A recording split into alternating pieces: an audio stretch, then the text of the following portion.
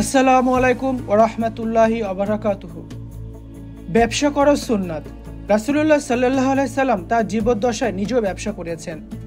এমনকি স্বয়ং আল্লাহ সুবহানাহু ওয়া তাআলাও মুমিনদের সঙ্গে ব্যবসার কথা কুরআন পাকে উল্লেখ করেছেন।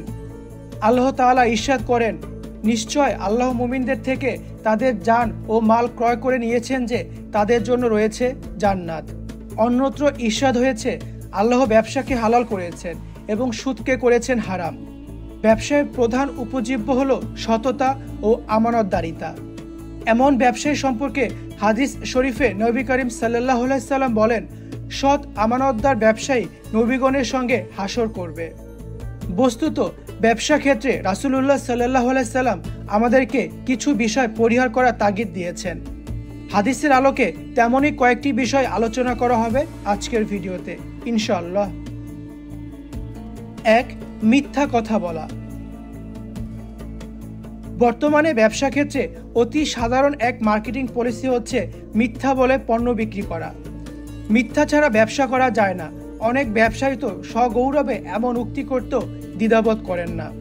অথচ কুরআনুল কারিমে আল্লাহ তাআলার কঠোর হুঁশিয়ারি এসেছে যে তোমরা একে অপরের সম্পদ অন্যায়ভাবে খেও না, তবে পরস্পর সম্মতিক্রমে বেচাকেনার মাধ্যমে। পাশাপাশি রাসূলুল্লাহ সাল্লাল্লাহু আলাইহি সাল্লামও ব্যবসা বাণিজ্যকে মিথ্যা নামক প্রতারণা থেকে মুক্ত রাখার নির্দেশ দিয়েছেন। 2. প্রতারণার মাধ্যমে পণ্য বিক্রয়। ব্যবসা ক্ষেত্রের আরও একটি সাধারণ বৈশিষ্ট্য হচ্ছে প্রতারণা। অনেক বিক্রেতাই কোনো একজন ক্রেতাকে মিথ্যে বুঝিয়ে কিংবা ধোঁকায় ফেলে একটি পণ্য গছিয়ে দিতে পারলেই নিজ ব্যবসাকে সফল মনে করেন। অধিক মুনাফা লাভের প্রয়াসে যে কোনো প্রকার অসৎ পন্থার শরণাপন্ন হতেও তারা কুণ্ঠবোধ করে না। অথচ ব্যবসা ক্ষেত্রে প্রতারণাকারীকে রাসূলুল্লাহ সাল্লাল্লাহু আলাইহি সাল্লাম তার উম্মতের বহির্ভূত হিসেবে অভিহিত করেছেন। হযরত ইবনে ওমর রাদিয়াল্লাহু তাআলা আনহু বর্ণনা করেন, নবী করিম সাল্লাল্লাহু আলাইহি সাল্লাম বলেছেন, যে ব্যক্তি ক্রয় বিক্রয় প্রতারণার আশ্রয় নেয় সে আমাদের দলভুক্ত নয়। অন্য হাদিসে আছে, রাসূলুল্লাহ সাল্লাল্লাহু আলাইহি সাল্লাম প্রতারণামূলক বেচাকেনাকে নিষিদ্ধ করেছেন। আরেক হাদিসে এসেছে, রাসূলুল্লাহ সাল্লাল্লাহু আলাইহি সাল্লাম একবার খাদ্যপণ্যের একটি স্তূপের মধ্যে হাত প্রবেশ করালে কিছুটা আর্দ্রতা অনুভব করেন। তিনি খাদ্যশস্যের মালিককে বলেন, কি ব্যাপার, এই খাদ্যশস্য ভিজা কেন? তিনি বলেন, আল্লাহর রাসূল, এই খাদ্যশস্যের ওপর বৃষ্টির পানি পড়েছিল। রাসূল সাল্লাল্লাহু আলাইহি সাল্লাম বলেন, তবে ভিজে যাওয়া পণ্য উপরে রাখলেন না কেন? যাতে মানুষ তা দেখতে পেত। এরপর তিনি বলেন, শোনো, যে প্রতারণা করে সে আমার দলভুক্ত নয়। 3. পণ্য মজুতদারি।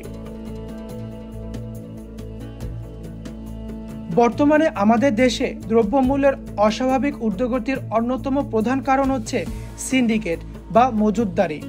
অধিক মুনাফা লাভের আশায় এবং কৃত্রিম সংকট সৃষ্টির উদ্দেশ্যে এক শ্রেণীর অসাধু ব্যবসায়ীরা এই জঘন্য কাজটি করে থাকে।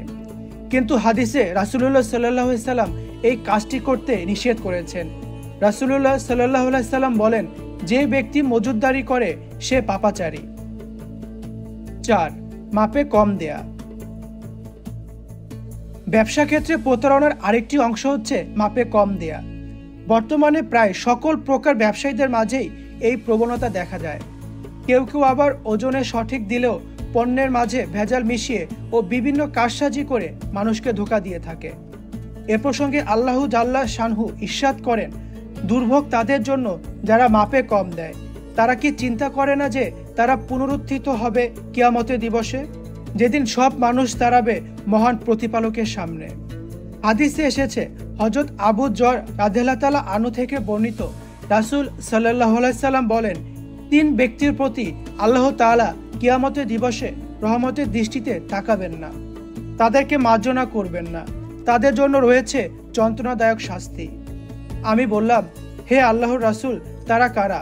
তারা তো বড় বঞ্চিত ও ক্ষতিগ্রস্ত। রাসূলুল্লাহ সাল্লাল্লাহু আলাইহি সাল্লাম বলেন, তারা হলো অনুগ্রহ করার পর তা প্রকাশকারী, টাকনুর নিচে কাপড় পরিধানকারী, মিথ্যা শপথের মাধ্যমে পণ্য বিক্রয়কারী। 5. সত্য মিথ্যা শপথ থেকে বিরত থাকা। নিজ পণ্যের মানের নিশ্চয়তার জন্য অনেক ব্যবসায়ী ভাইয়েরাই প্রায়শ আল্লাহর নামেই শপথ করে থাকেন। যদি তাদের এই শপথ সত্য বিষয়ও হয়, তবুও তা করতে নিরুৎসাহিত করা হয়েছে। আর মিথ্যা বিষয়ে শপথ করা তো চরম গর্হিত কাজ। এক বর্ণনায় আছে, তোমরা বেচাকেনার ক্ষেত্রে অধিক শপথ থেকে বিরত থাকো, কেননা তা পণ্যের সরবরাহ বৃদ্ধি করলেও বরকত নষ্ট করে দেয়। অত্যন্ত আফসোস এবং পরিতাপের বিষয় এই যে বর্তমানে আমরা এই হালাল উপার্জনের মাধ্যমটির মাঝেও অহরহ হারামের সংমিশ্রণ ঘটাচ্ছি। রাসূলুল্লাহ সাল্লাল্লাহু আলাইহি সাল্লাম ব্যবসা ক্ষেত্রে আমাদেরকে যা করতে নিষেধ করেছেন, আমরা যেন ঠিক সেই কাজগুলোকেই ধরে ধরে পালন করছি। আল্লাহ তাআলা সকল ব্যবসায়ী ভাইদের ব্যবসা ক্ষেত্রে ইসলামের এ সকল বিধান মেনে চলার এবং ব্যবসা ক্ষেত্রে আখিরাতের কথা মাথায় রাখবার তৌফিক দান করুন। আমিন।